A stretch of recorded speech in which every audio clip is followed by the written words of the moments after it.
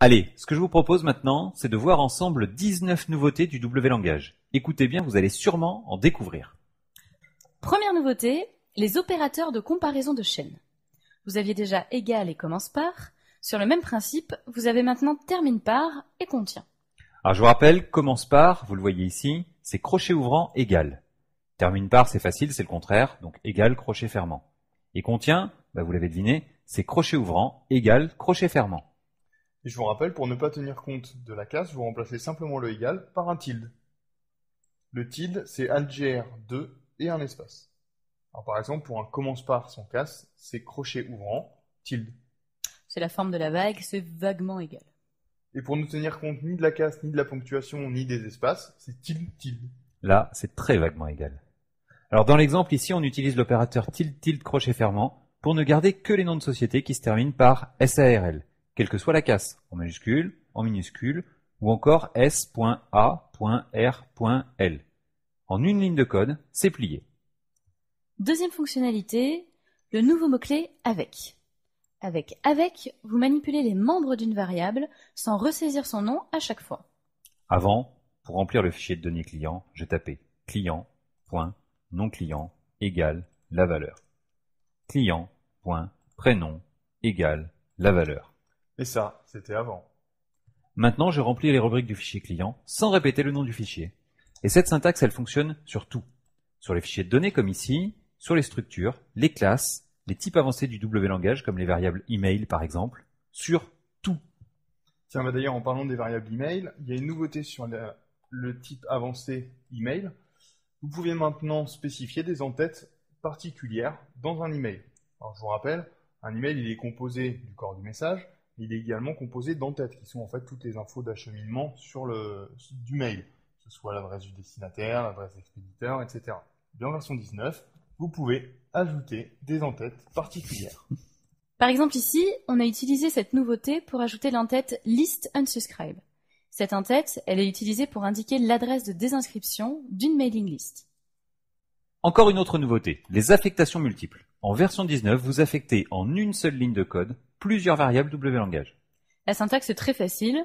Vous entourez avec des parenthèses le groupe de variables à affecter et vous entourez avec des parenthèses le groupe de valeurs.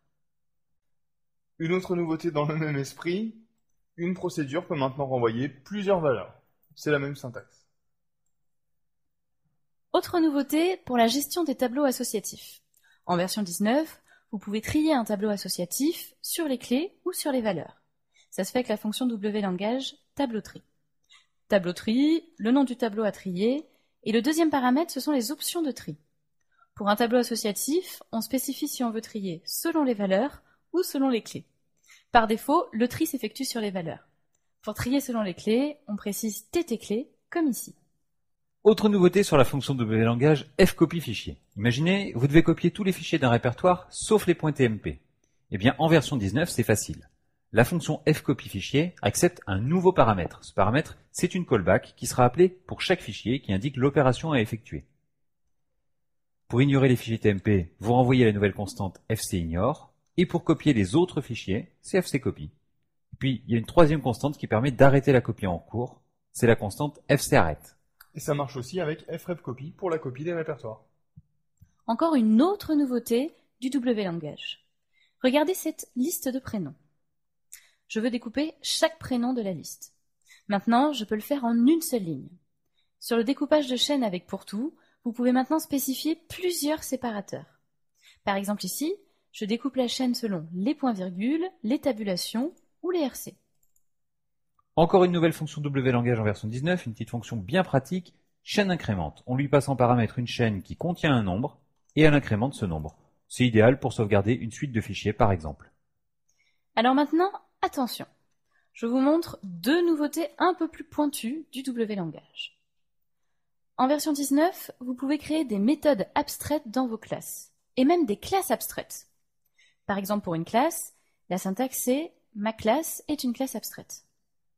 Alors les éléments abstraits, c'est super utile quand vous développez une hiérarchie de classes. Le compilateur vous indique automatiquement les éléments à implémenter dans les classes dérivées. Vous gagnez du temps.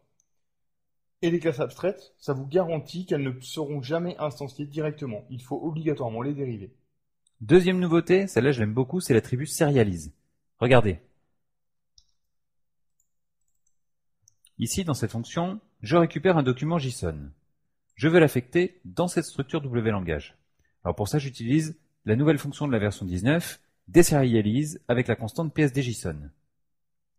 Par contre, j'ai un problème. Dans le document JSON, vous le voyez, le nom du membre qui correspond à la date de naissance, il contient des espaces. Ça va me gêner en WLangage. Eh bien, je peux tout simplement utiliser le nouvel attribut serialize pour indiquer à WinDev le nom du membre lors de la désérialisation. Encore une autre nouveauté, vous pouvez découper ou regrouper des fichiers.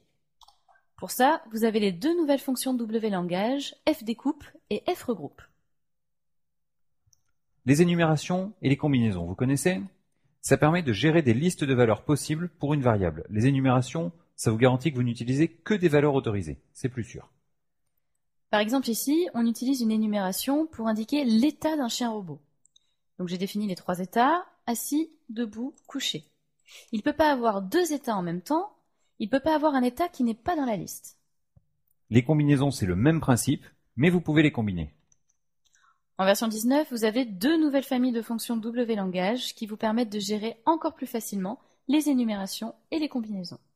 Autre nouveauté, je peux maintenant créer et modifier des icônes, des points ICO, directement par programmation. Ça se fait avec la nouvelle fonction WLangage des sauve-images-ICO et le nouveau type icône du WLangage. Regardez, ici dans ce code, je crée une icône de 0 en y dessinant le nombre de mails en attente de traitement. J'utilise le type icône pour créer mon icône, je la sauve avec des sauve-images-icônes, et ensuite je l'affecte à ma fenêtre. Je vous montre ce que ça donne. Donc là, vous le voyez, l'icône de mon application, c'est un smiley. Je clique sur le bouton et je vois immédiatement que j'ai 19 mails en attente. Vous le savez, le WLangage, c'est un langage de 5e génération. Ça vous différencie de ceux qui tapent des kilomètres de code. À chaque nouvelle version, vous gagnez des nouvelles fonctions, des simplifications, des syntaxes toujours plus avancées. Là, on a vu 19 nouveautés. Des nouveautés qui vous rendent service, des nouveautés immédiatement utiles. Grâce au WLangage, vous gagnez du temps, et ça c'est précieux.